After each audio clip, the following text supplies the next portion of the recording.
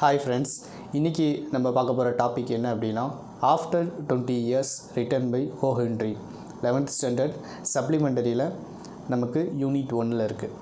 So after 20 years அப்படின்றதுலே நம்ம guess பண்ணியிருக்கலாம். After 20 years என்ன நடந்துச்சு அப்படின்றது. 2 நண்பர்கள் இருக்காங்க, ஜிம்மி அண்ட் போப் அப்படின்ற 2 பேரும் தங்களுடைய வாழ்க்கையை எந்த விதத்தில் எடுத்துகிட்டு போகலாம் அண்ட் வாழ்வாதாரம் நமக்கு இங்கே நியூயார்க்கில் இல்லையே, அடுத்து வெளியில் போகலாமா இல்லை என்ன பண்ணலாம் அப்படின்னு 2 பேரும் யோசிச்சுட்டு இருக்கும்போது ஒரு ரெஸ்டாரண்ட்டில் சாப்பிட்டுட்ருக்காங்க. அண்ட் அந்த ரெஸ்டாரண்ட்டில் சாப்பிட்டு முடிச்சுட்டு கரெக்டாக நைட்டு 10 o'clock வெளியில் அவங்க ஒரு முடிவு பண்ணுறாங்க. பாப் நியூயார்க்கில் வெஸ்ட் சைடு போகலாம் அப்படின்ட்டு ஒரு முடிவு சொல்கிறாரு. பட் ஜிம்மி என்ன சொல்கிறாரு அப்படின்னா, இல்லை என்னால் அங்கே வர முடியாது, இந்த வேர்ல்டுலேயே பெஸ்ட்டு அண்ட் பர்ஃபெக்டான பிளேஸ் என்ன அப்படின்னா நியூயார்க்கு தான், ஸோ நான் இங்கே இருக்கலான்னு முடிவு பண்ணுறேன் அப்படின்னு அவர் சொல்கிறார். அண்ட் போப் என்ன பண்ணுறாரு அப்படின்னா, பரவாயில்ல நான் இப்போ இங்கேருந்து கிளம்புறேன், நீ இங்கே இரு, ஒரு 20 இயர்ஸ் கரெக்டாக இதுக்கப்புறம் நம்ம சேம் பிளேஸில் இதே நாள் நம்ம மீட் பண்ணுவோம். ஸோ நீ எந்த அளவுக்கு வளர்ச்சி அடைஞ்சிருக்க, நான் எந்த அளவுக்கு வளர்ச்சி அடைஞ்சிருக்கேன் அப்படின்றத நம்ம அதுக்கப்புறம் முடிவு பண்ணிக்கலாம் அப்படின்னு சொல்கிறாங்க. ஓகேன்னு 2 நண்பர்களும் பிரிஞ்சு போகிறாங்க. ஸோ பிரிஞ்சு போனதுக்கப்புறம் அவங்களுடைய வாழ்க்கையில் சூப்பரான விஷயங்கள்லாம் நடக்குது. அண்டு ஒவ்வொருத்தவங்களும் அவங்களுடைய பாதையை சரியாக செலக்ட் பண்ணுறாங்க. சரியாக செலக்ட் பண்ணதுக்கப்புறம் என்ன மாதிரியான முடிவு அவங்களுக்கு ஏற்பட்டது அண்டு 20 வருஷத்துக்கு அப்புறம் அவங்க மீட் பண்ணியிருக்காங்க. ஸோ அப்படி மீட் பண்ணும்போது என்ன நடந்தது அப்படின்றது தான் இந்த ஸ்டோரி. அண்ட் இந்த ஓ ஹென்றி அவர் எழுதக்கூடிய எல்லா ஷார்ட் ஸ்டோரியிலையும் என்ன ஒரு விஷயம் இருக்கும் அப்படின்னா, ஒரு ட்விஸ்ட் இருக்கும். அதுலேயும் எப்படி அப்படின்னா, கதையோட எண்டில் ஒரு ட்விஸ்ட் இருக்கும். ஸோ இந்த ஸ்டோரியிலையும் எண்டில் ஒரு ட்விஸ்ட் இருக்குது. அதாவது 2 பேரும் 20 வருஷத்துக்கு அப்புறம் மீட் பண்ணுறாங்க இல்லையா. ஸோ மீட் பண்ணும்போது என்ன நடந்துச்சு அப்படிங்கும்போது ஸ்டோரி ஒரு கைண்ட் ஆஃப் ஜானரில் போயிட்டே இருக்கும். டக்குன்னு ஸ்டோரி முடியும் போது நம்ம எக்ஸ்பெக்ட் பண்ணாத ஒரு ட்விஸ்ட் அந்த இடத்துல இருக்குது. இதுதான் இவருடைய ஷார்ட் ஸ்டோரியில் ரொம்ப சுவாரஸ்யமாக இருக்கும். ஸோ இவர் ஒரு அமெரிக்கன் ரைட்டரு. இந்த மாதிரி நிறைய ட்விஸ்ட்டோடு எழுதுனதுனால தான் அந்த காலத்தில், அதான் 19th centuryயில் இவருடைய இந்த ஷார்ட் ஸ்டோரியெல்லாம் ரொம்பவே பாப்புலராக பேசப்பட்டது. ஓகே, இந்த ட்விஸ்ட் என்ன அண்ட் இந்த ஸ்டோரி எப்படி இருக்கும் அப்படின்றத நம்ம டெக்ஸ்ட் புக்கை வச்சுட்டு லைன் பை லைன் சம்மரியாக பார்த்துடலாம். About the author. O Henry 1862 to 1910 is a popular American short story writer whose original name is William Sidney Porter. So இந்த ஸ்டோரியோடைய ஆர்த்தர் யார் அப்படின்னா ஓ ஹென்றி. ஆக்சுவலாக ஓ ஹென்றி அப்படின்றது இவருடைய ரியல் நேம் கிடையாது, இவருடைய புனைப்பெயர், அதாவது சூடனிம் அப்படின்னு இங்கிலீஷில் சொல்லுவோம். பட் இவருடைய ஒரிஜினல் நேம் என்ன அப்படின்னா வில்லியம் சிட்னி போர்ட்டர் அப்படின்றது தான். His works romanticised the life of ordinary people in New York city. இவருடைய எல்லா ஸ்டோரியுமே எந்த சிட்டி அரவுண்டாக பேஸ் பண்ணி எழுதியிருப்பார் அப்படின்னா அவருடைய நியூயார்க் சிட்டி அதை பேஸ் பண்ணி தான் எழுதியிருப்பார். His stories are well known throughout the world. They expressed the effect of confidence on character often had unexpected twists in the end. So இவருடைய ஸ்டோரிஸ் எல்லாமே கேரக்டர் மேலே பயங்கரமான ஒரு கான்ஃபிடென்ட்டை ஏற்படுத்தும், கான்ஃபிடென்ட்டாகவும் இருப்பாங்க. அண்ட் அவருடைய அந்த ஸ்டோரியோடைய எண்டில் ஒரு அன்எக்ஸ்பெக்டட் ட்விஸ்ட் கண்டிப்பாக இருக்கும். His stories are also noted for their witticism and clever word play. இவருடைய ஸ்டோரியில் அவர் இந்த வார்த்தைகளை உபயோகித்திருப்பது பயங்கர ஒரு புத்திசாலித்தனமாக ரொம்ப ப்ரில்லியண்ட்டாக யூஸ் பண்ணியிருப்பார். O Henry's prolific writing period began on 1902 in New York City, where he wrote 381 short stories. He wrote one story a week for the New York World Sunday magazine for over a year. So O ஹென்ரியோடைய இந்த லைஃப்பில் எழுதக்கூடிய ஒரு கரியராக சக்ஸஸ்ஃபுல்லாக மாறினது எப்போ இருந்து அப்படின்னா 1902 நியூயார்க் சிட்டியில் அவர் அதை பேஸ் பண்ணியே கிட்டத்தட்ட 381 ஷார்ட் ஸ்டோரி எழுதியிருக்காரு. அது மட்டும் இல்லாமல் ஒரு மேகசின், நியூயார்க்கில் உள்ள வேர்ல்டு சண்டே மேகசின் அப்படின்ற மேகசினில் இவர் வீக்லி ஒரு ஸ்டோரி அப்படின்ற மாதிரி 1 இயருக்கு ஸ்டோரிஸ் ரைட் பண்ணியிருக்காரு. O Henry short story after 20 years was first published in the Sunday edition of the New York World in 1905. நமக்கு இந்த போர்ஷனில் கொடுத்துருக்கக்கூடிய ஆஃப்டர் 20 இயர்ஸ் அப்படின்ற ஒரு ஷார்ட் ஸ்டோரி 1905 நியூயார்க் வேர்ல்டு அப்படின்ற ஒரு மேகசினில் தான் ஃபஸ்ட்டு வந்து நமக்கு பப்ளிஷ் ஆச்சு. The story was included in the 1906 anthology the 4 million and it has since be republished in many short story collections. So இதோடு சேர்ந்த பல ஷார்ட் ஸ்டோரிஸும் திரும்பவும் நமக்கு வந்து பப்ளிஷ் ஆகிருக்கு. அதனுடைய கலெக்ஷன்ஸ் வந்து 1906 வந்து publish ஆகியிருந்தது. A few of his popular short story are The Gift of Mahe, The Cop and the Anthem, The Ransom of Red Chef, A Retired Reformation and The Third Ingredients. அதாவது நம்ம ஆர்த்தரை பற்றி எதுக்கு படிக்கணும் அப்படின்றத ஒவ்வொரு வாட்டியும் ஒவ்வொரு ஆர்த்தரை பார்க்கும்போது நான் சொல்லிகிட்ருக்கேன். நிச்சயமாக இந்த பர்சனாலிட்டிஸ் எல்லாத்தையுமே நம்ம தெரிஞ்சு வச்சுக்கிடணும்.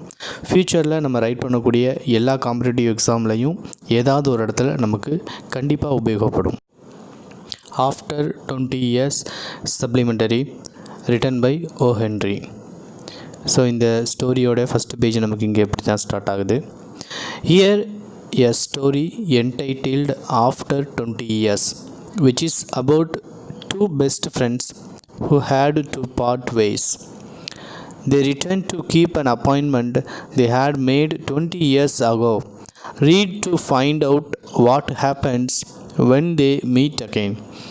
The story after 20 years அப்படின்னு நமக்கு டைட்டில் கொடுத்துருக்காங்க. இந்த ஸ்டோரி எதை பற்றி அப்படின்னா, இரண்டு நண்பர்களை பற்றி. அந்த ரெண்டு ஃப்ரெண்ட்ஸ் வந்து இப்போதைக்கு பிரிஞ்சிடுறாங்க. பட் எப்போ மீட் பண்ணணும் அப்படின்ற அப்பாயின்மெண்ட் சொல்லியிருக்காங்க அப்படின்னா, ஆஃப்டர் 20 இயர்ஸில் நம்ம வந்து கண்டிப்பாக மீட் பண்ணணும்.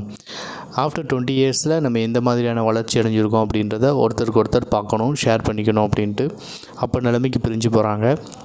ஸோ பிரிஞ்சு போனதுக்கப்புறம் அவங்க 20 இயர்ஸ்க்கு அப்புறம் மீட் பண்ணுறாங்க. மீட் பண்ணும்போது என்ன நடந்தது அப்படின்றது தான் இந்த story. The policeman on the best mood of the avenue impressively. The impressiveness was habitual and not for show, for spectators were few. The time was barely 10 o'clock at night, but chilly gusts of wind with a taste of rain them had well nigh deep peopled the streets. So story எப்படி start ஆகுது அப்படின்னா, ஒரு policeman வந்து அந்த வழியாக நடந்து வந்துட்டுருக்காரு. அவருடைய உடைகள், அவருடைய நேர்த்தி பார்த்தோம் அப்படின்னோம்னா சூப்பராக இம்ப்ரெசிவாக இருக்குது. அண்ட் அந்த இம்ப்ரெசிவாக இருக்கிறது அப்படின்றது மற்றவங்க நோட் பண்ணணும் அப்படின்றதுக்காக அந்த போலீஸ்மேன் அப்படி இல்லை. அவருடைய சுபாவமே ஹேபிச்சுவலாக அவருடைய அந்த வே ஆஃப் ட்ரெஸ்ஸிங், அப்புறம் அவர் நடக்கிறது, இது எல்லாமே அவருடைய சுபாவமாகவே இருக்குது. அண்ட் அங்கே உள்ள சுச்சுவேஷன் எப்படி இருக்குது அப்படின்னா, பயங்கரமாக பனி பொழியுது.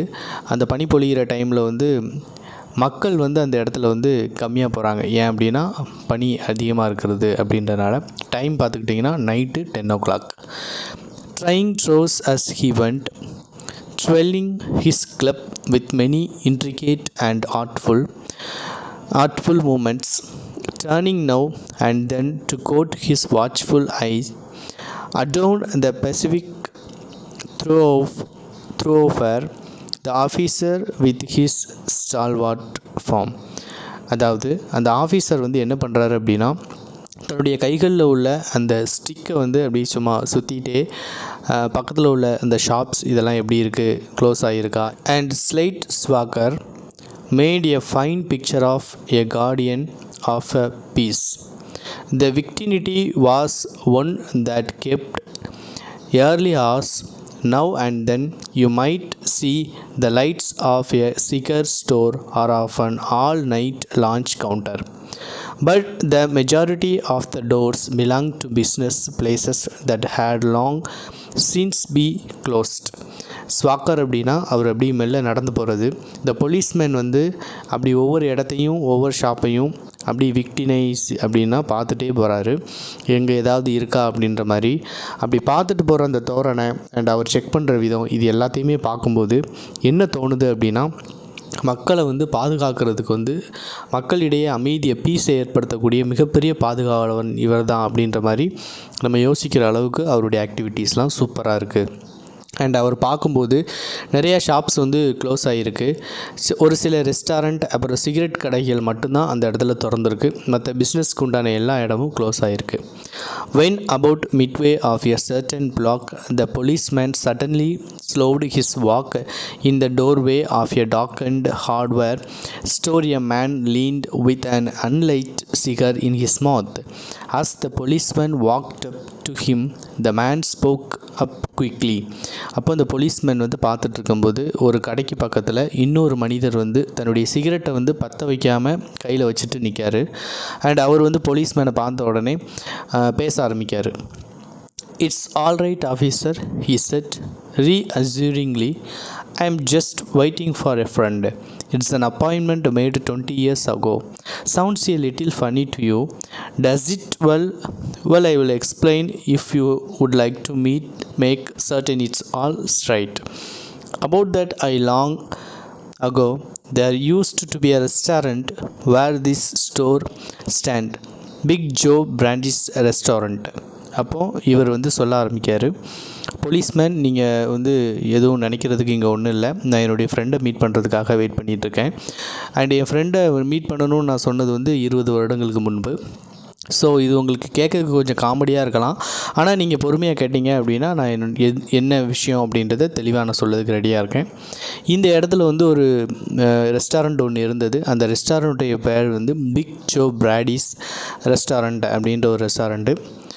"Until 5 years ago," said the policeman, "it was torn down and then." So policeman சொல்கிறார், ஆமாம், 5 வருஷத்துக்கு முன்னாடி வரைக்கும் அந்த ரெஸ்டாரண்ட் அங்கே தான் இருந்தது, அதுக்கப்புறம் அதை இடிச்சிட்டாங்க அப்படின்னு சொல்கிறார்.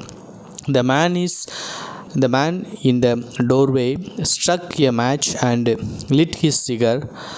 The light shone a pale, square-jawed face with keen eyes and a little white scar near his right eyebrow. His scarf pin was large diamond, oddly set. So அவருடைய சிகரெட்டை அவர் பற்ற வைக்க ஆரம்பிக்கும்போது அந்த லைட் வெளிச்சத்தில் அவருடைய ஃபேஸ் வந்து தெரியுது. அண்ட் அந்த ஃபேஸில் வந்து லைட்டாக அவருடைய முகத்தில் வெட்டு காயங்களும், அப்புறம் வந்து அவருடைய ஷர்ட் அந்த பட்டனில் வந்து ஒரு டைமண்டும் வந்து இருக்குது. இதை பார்க்கும்போதே ரொம்ப வித்தியாசமாக வந்து நார்மலாக இல்லாமல் இருக்குது. 20 years ago tonight, said the man, I dined here at Big Joe Brandy's with Jimmy Wells, my best chum, and the finest chap in the world.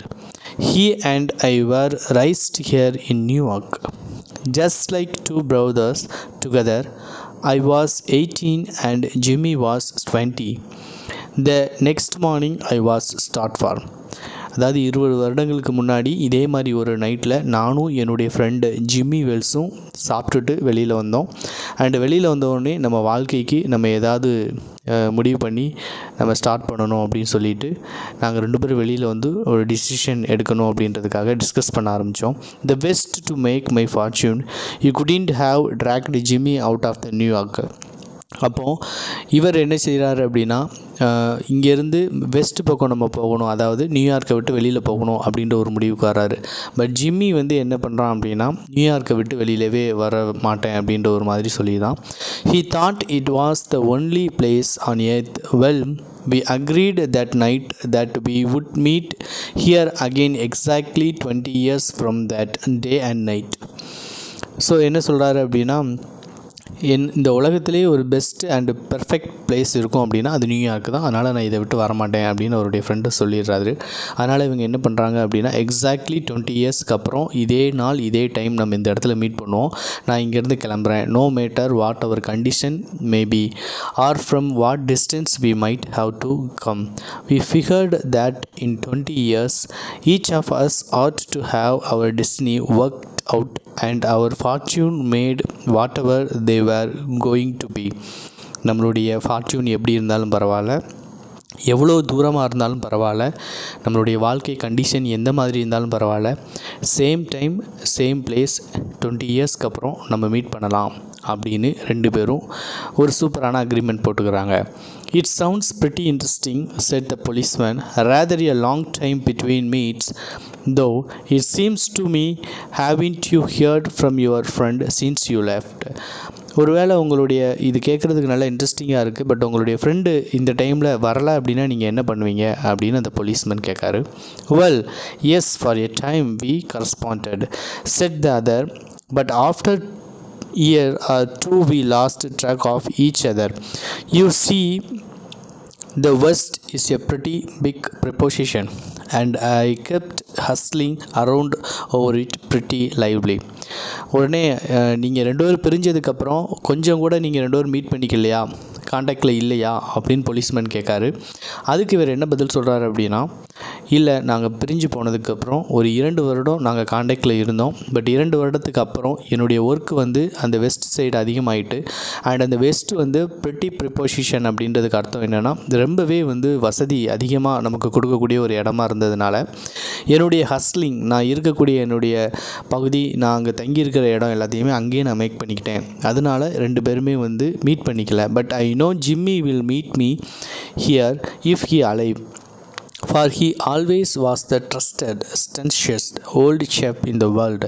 அப்போ அவர் என்ன சொல்கிறாருன்னா, கண்டிப்பாக என்னுடைய ஃப்ரெண்டு உயிரோடு இருந்தான் அப்படின்னா இந்த குறித்த நேரத்தில் வந்தே தீருவான். ஏன் அப்படின்னா இந்த உலகத்திலேயே ரொம்ப நம்பிக்கைக்குரியவன் யார் அப்படின்னா அது என்னுடைய நண்பன் தான் அப்படின்னு சொல்கிறார். He will never forget I came 1,000 miles to stand in this store tonight and it's worth it if my old partner turns up.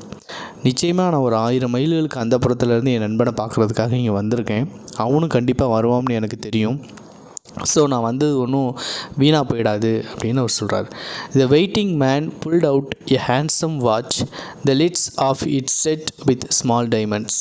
So அவர் இப்படி சொல்லிகிட்டே வந்து அவருடைய பாக்கெட்லேருந்து சில விஷயங்கள் அதை கிளாக் எடுக்கார். அந்த கிளாக் வந்து எப்படி இருக்குது, அதாவது அந்த வாட்ச் எப்படி இருக்குது அப்படின்னா ஃபுல்லாக ஸ்மால் டைமண்ட்ஸால் பதிக்கப்பட்டிருக்கு. அந்தளவுக்கு அவர் பணக்காரராக இருக்கார். 3 minutes to 10 o'clock ஆகிறதுக்கு இன்னும் 3 நிமிஷம் தான் இருக்குது. He announced.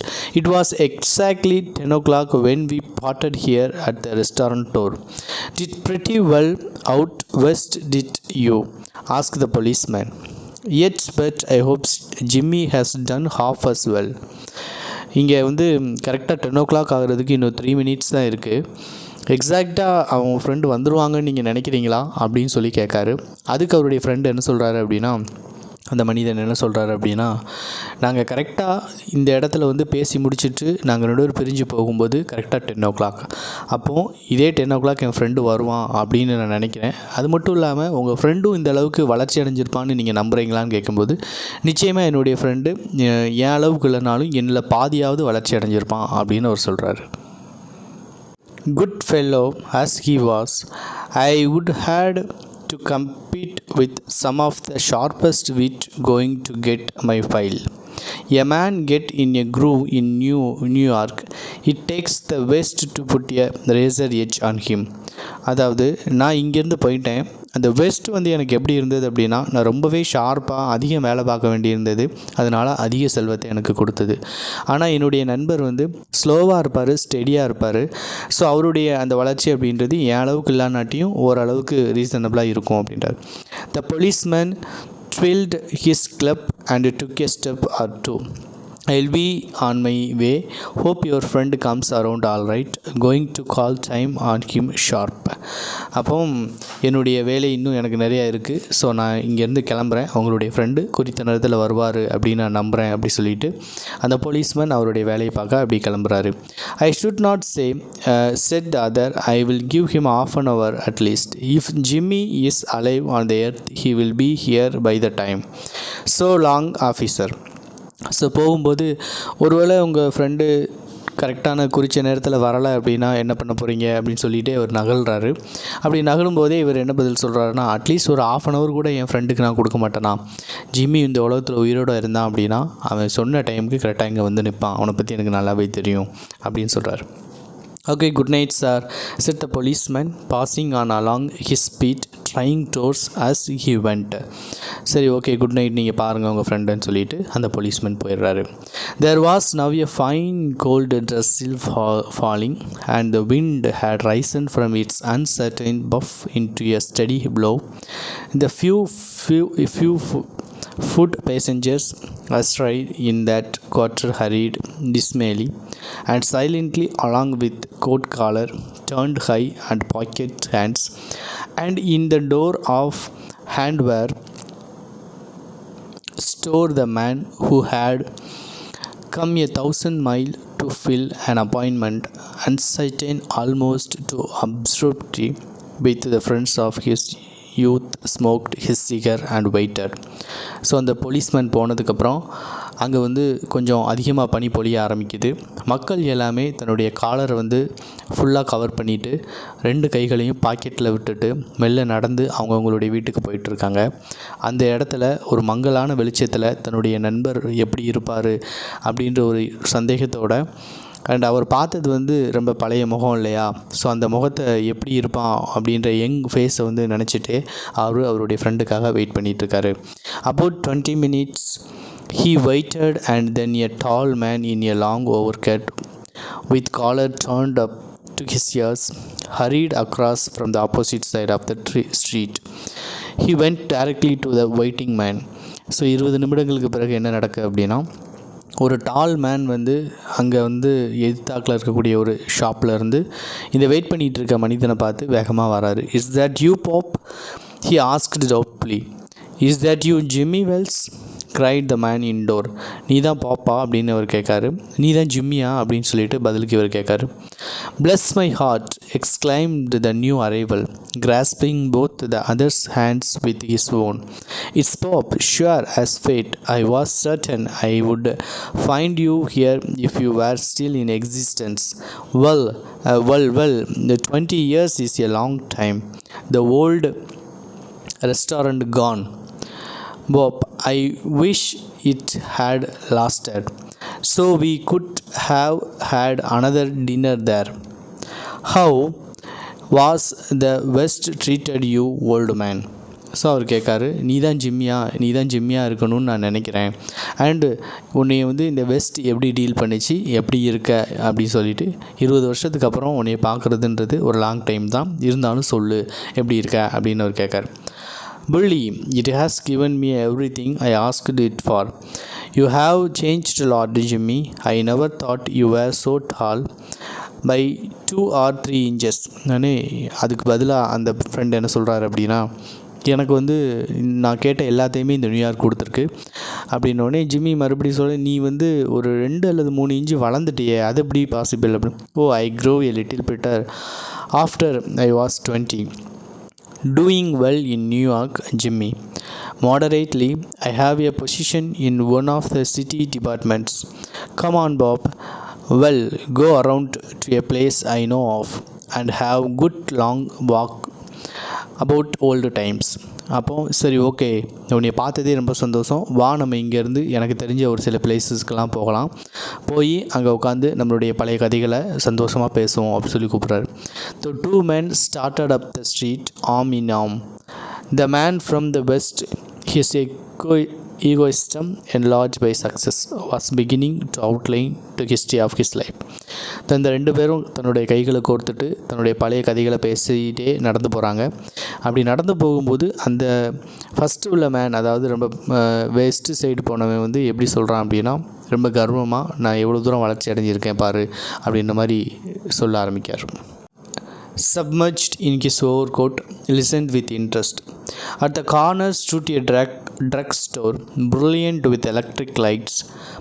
When they came into this glare, each of them turned simultaneously to gaze upon the other's face.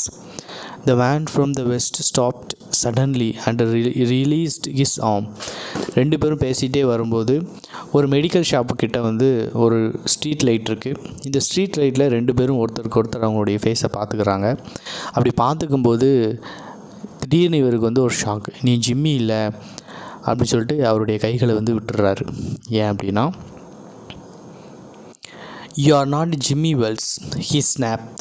20 years is a long time, but not long enough to change a man's nose from a Roman to buck. கண்டிப்பாக 20 வருஷன்றது ஒரு மிகப்பெரிய சேஞ்சஸை கொடுத்துருக்கோம். ஆனால் எந்த மனிதனுடைய மூக்கையும் அது வந்து மாற்றிருக்காது. ஏன் அப்படின்னா உன்னுடைய மூக்கு வந்து இங்கே வித்தியாசமாக இருக்குது, நீ வந்து ஜிம்மி கிடையாது அப்படின்றார். It sometimes changes a good man into a bad one, said the tall man. You have been under arrest for a 10 minutes. Silky Bob, Chicago thinks you may have dropped over our way and wires us. She wants to have a chat with you. Going quickly and going quietly. Are you? That's sensible. Now, before we go on to the station, here a note I was asked to hand you.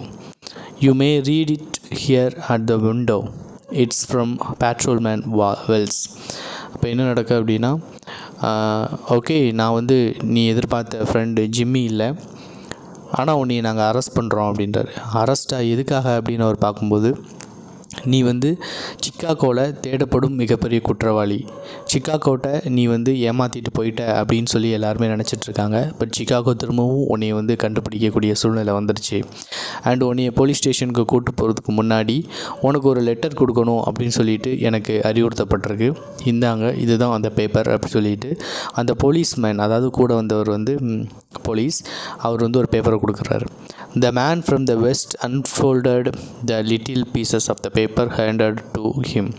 His hand was steady when he began to read, but it trembled a little by the time he had finished. The note was rather short. இந்த நோட்ஸை வந்து வாங்கும்போது அவர் வந்து பயப்படவே இல்லை. And அவர் கைகள் வந்து ஸ்டெடியாக இருந்தது. ஆனால் அந்த நோட்ஸை வந்து ஓப்பன் பண்ணி ரீட் பண்ண ஆரம்பிக்கும்போது அவருடைய கைகள் வந்து நடுக்க ஆரம்பிக்குது. ஏன் அப்படின்னா அந்த நோட்ஸில் என்ன எழுதியிருக்கு அப்படின்னா, Bob, I was at the appointed place on time. When you struck the match to light your cigar, I saw it was the face of the man wanted in Chicago. Somehow I couldn't do it myself, so I went around and got a plain clothes man to do the job. So இங்கே இந்த லெட்டரில் என்ன எழுதியிருக்கு அப்படின்னா, சரியான நேரத்திற்கு நான் அந்த இடத்துக்கு வந்திருந்தேன். அண்டு நான் என்ன பண்ணேன் அப்படின்னா, கரெக்டாக நீ சிகரெட்டை எடுத்து பற்ற வைக்கும்போது அந்த வெளிச்சத்தில் உன்னுடைய ஃபேஸை பார்த்தேன். ஸோ உன்னுடைய ஃபேஸ் வந்து சிக்காகோவில் தேடப்படும் குற்றவாளி லிஸ்ட்டில் இருக்குது. ஸோ உன்னை கைது செய்ய வேண்டிய சுச்சுவேஷன். ஆனால் என்னால் உன்னை கைது செய்ய முடியாது. அதனால் நான் என்ன பண்ணுறேன் அப்படின்னா, ஒரு யூனிஃபார்ம் போடாத பிளெயின் கிளாஸ் போட்டிருக்கக்கூடிய ஒருத்தரை வச்சு உன்னை அரெஸ்ட் பண்ண வைக்கிறேன் அப்படின்னு அந்த லெட்டரில் எழுதியிருந்தது.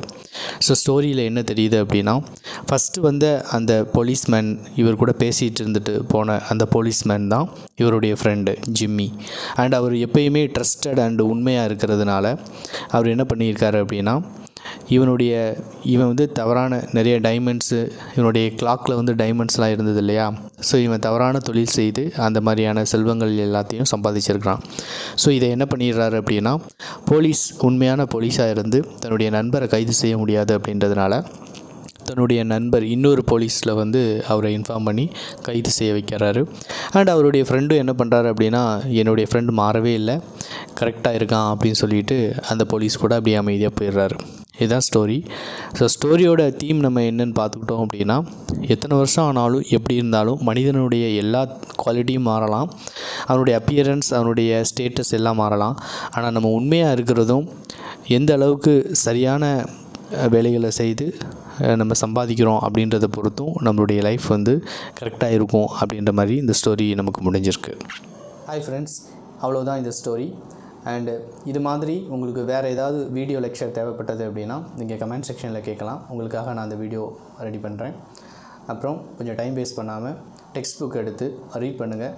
எப்போ வேணாலும் நமக்கு ஸ்கூல் ரீஓப்பன் பண்ணலாம், எப்போ வேணாலும் நமக்கு வந்து எக்ஸாம் கண்டக்ட் பண்ணலாம். ஸோ சும்மா டைம் வேஸ்ட் பண்ணிடாமல் கொஞ்சம் நம்மளுடைய வீடியோ லெக்சரை பார்த்துட்டு டெக்ஸ்ட் புக்கையும் அப்பப்போ ரீட் பண்ணிக்கோங்க. சப்ஸ்கிரைப் பண்ணலைன்னா நம்ம சேனலை சப்ஸ்கிரைப் பண்ணிக்கோங்க. மீண்டும் அடுத்த வீடியோவில் சந்திக்கிறேன். பாய்.